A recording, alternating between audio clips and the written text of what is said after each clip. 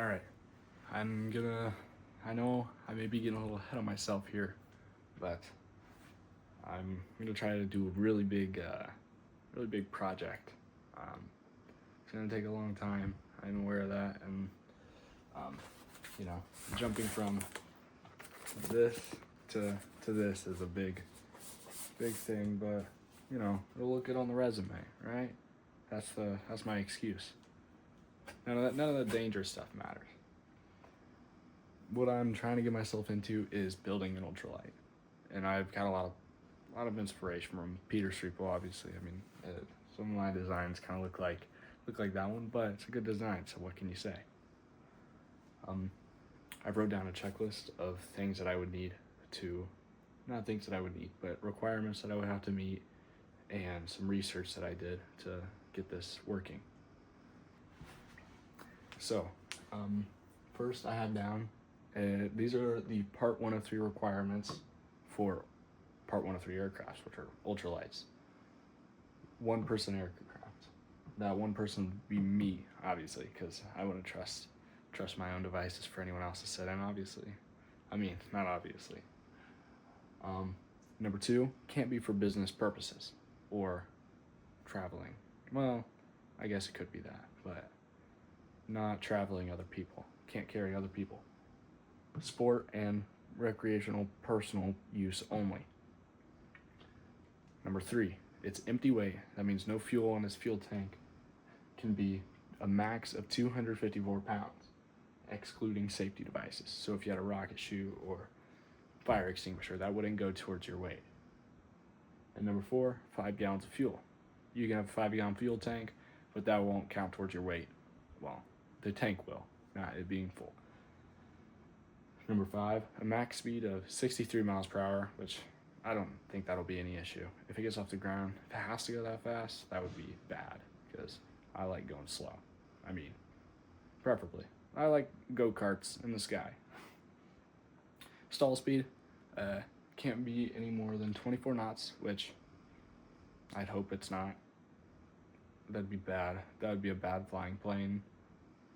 And here are my flight rules that I have for, flying the plane. Number 1, daytime only. If it's nighttime, it's not good.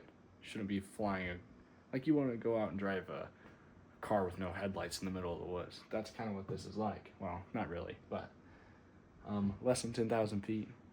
Depends where you are. Technically, it's 18,000. I think that's when airspace starts, from 16,000 to, or 18,000 to 60,000 feet is which this plane can't go that high. It won't be going any more than probably 5. Actually, no, it won't even go in 5,000. That's just scary. Number 3, no congested areas, meaning can't fly over towns, can't fly over cities, shouldn't fly over parties, which, it's whatever. Shouldn't fly over buildings even. That's what that means. Number 4, yield to other aircraft. If there are other airplanes in the sky, you don't have the right of way. All right, you're an ultralight airplane. They can't move as fast as you can. You can't move very fast, but you're more maneuverable than they are. Number 5, follow all the regulations and all the regulations. And number 6, finally, which not most important, but it's still pretty important. Allow the FAA to inspect your aircraft up on demand. So it's like a cop trying to search your car. You don't just say, no, you can't search my car, which even if you could, you shouldn't. Here's some of the things that I want my plane to have. Well, some of the things that I would prefer it to have. High wing, preferably. Quiet if possible. That means I would add a muffler. Electric is too expensive. 100% not going that route, just because gas is easier and cheaper.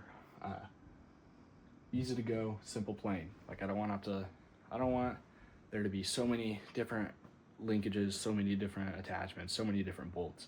I want it to be, obviously there will be more, but pretty much get in or start it up, get in and fly. That's what I want, but who knows.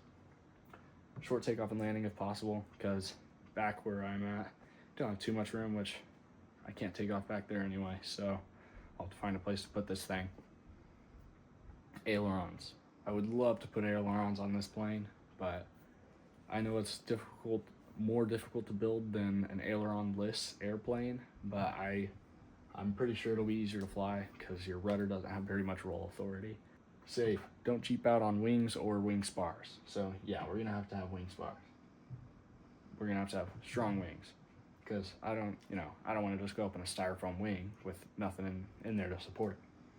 Must be sturdy, which obviously, so the plane doesn't fall out of the sky. I don't want my wing snapping. It's the last thing I want to worry about. Wheel falls off, it sucks, but you can still get out of there safely. This plane will only be going like 20, 30 mile an hour anyway, but still, if those wings snap, you're done. Nothing you can do about that. Unless you got a parachute and you're high enough in the air, nothing you can do. And finally, this is some of the build things I have and a checklist, not in order, so don't get at me for that. Some build materials: poplar for the rear section. Like I say, I got a lot of inspiration off of Peter Streeple, and he had a great idea building the tail section out of wood and the front out of metal, which honestly you could build the whole thing out of metal, but I feel like durability issues and stuff, motor mounts, I wouldn't, out of wood. Poplar, aluminum, 4130 steel. People say it's pretty light. Well, not light, it's steel, but strong, light for aircraft. I don't know what I was thinking there with wings. Preferably hot wire foam, which that's something I'll have to get to building, is a larger foam cutter so I can cut out wing portions. Reality, it may have to be a ribbed airplane with ribs made from thicker insulation foam, and then aluminum spars is something I'm gonna do regardless, because it's relatively strong depending on how big and thin walled you get. But not an order checklist. Make regulations, obviously. Hot wire foam. I don't know where I'm gonna find those foam blocks. I don't know that a hardware store would be able to sell that kind of stuff. I think they would sell some foam that would be usable, but it's not light enough for what I'm using. So I may have to specially order that or go out of my way to find some. Budget. I want to keep a budget. I'm 15 years old. So places, I don't know where I'm going to build this because I can't build it in my room. And I don't know where I'm going to store it either. Airstrip. Don't know where I'm going to put an airstrip. Don't know where I could mow one maybe. Other than that, maybe I could pay for a little hangar at an airport. Find materials.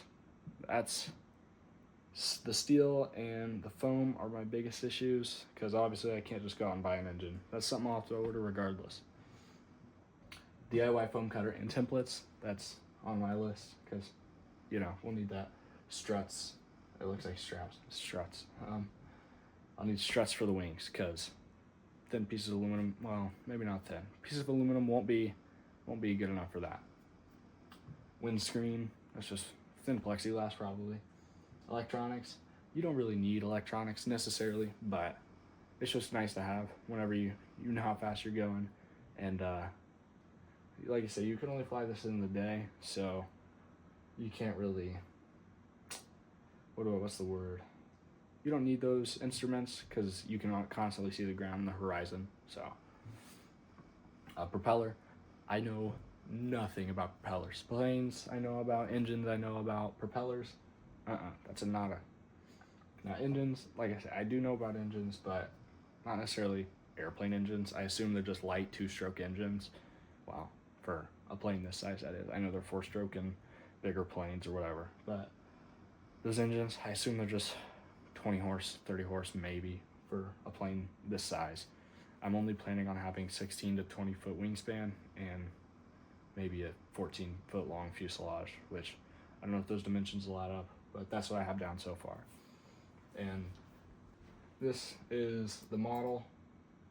This is the model of what I have down so far. Obviously, this is not a full plane, but like you say, I've got engine mount here. These are my wings. I've got them 5 degrees each side of dihedral, just so a little less on me when it comes to flying. And this point back is going to be made out of wood. This point up will be 4130 steel or aluminum if I can't find the steel, which aluminum will just be harder to weld because it's harder to weld. but I'm hoping I can find some steel is what I'm saying. Or I'll do it a combination of wood and steel and points that I think it needs it. The wings will be attached with a bolt here, and then a wing strut will be going from here to here, or to here to here, and I'll attach a bolt there and a bolt there, just to keep the wings up and also supported. Landing gear, I haven't got to. That'll be a later project.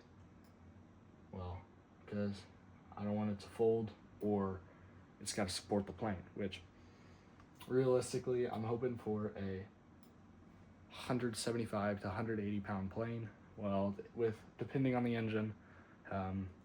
But another thing that I don't know too much about is center of gravity, which I do know is technically supposed to be 30% way down the wing. So it should be somewhere around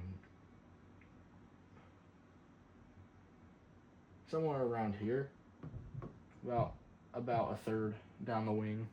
But I think I'll just try to load up the nose as much as I can before flight. That way there's no chance of it being tail heavy, because nose heavy planes fly, but not very well. Tail heavy planes fly, but just once. So that's something I'll have to worry about. And ailerons, I think I'll just have the yoke and push rods whenever it rotates. So push it up, pull it down, push it up, pull it down, whatever. That's the simplest method I can think of. Elevator will just be push rods also, same with rudder, which I made it only a foot wide. I don't know if that's a good or bad thing, but just so my feet can sit on the outside, I can have rudder pedals on the outside, just because I don't want it to get too bulky. That's a lot of drag, and I don't want to have to put too much work into the nose, making it very aerodynamic, just because if I can power through it, I would love to power through it without having to add too much air reduction things. That's about all I have for this plane, these ideas, but I'm hoping that I'm gonna start building a model that's based off of this design. That way I can see if it'll even work. It'll just be like a 8th scale model, probably about the same size as this plane, which, you know, not too big, not too small, whatever. But that way I can see if this is a feasible design or a realistic design. And I'm not gonna build it 1-to-1 how this is, because I don't have that small steel bars, but I'm gonna do that to see if the structure will be strong enough to support me. I don't weigh very much, but that could change because I'm 15, almost 16, whatever. But it could change. I'm just gonna see like if this needs strengthened, or just with the dimensions of that, because I'm not building that all out of wood, and how much weight and where the center of gravity would be, which is one of the crucial things that I need to work on with this plane, is finding the center of gravity. So yeah, that's what I've got down for this.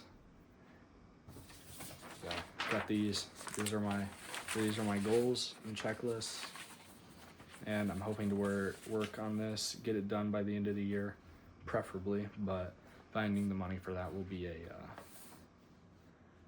big thing about this, because trying to get the $8,000 goal, that's my budget. I'm gonna try to sit under, and if we go over that, that'll be on me, because I'm gonna be the one that's trying to get this money.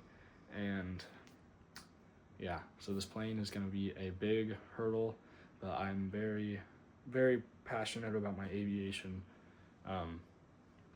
background and my aviation career. I would love to get more into that, go to college for it maybe, and be aeronautical engineer. And I think this is a very good way to start. I think these were a good way to start, but I want to be the person flying it. And yeah, I don't want a fast plane. So, you know, do that YouTube stuff, like and subscribe.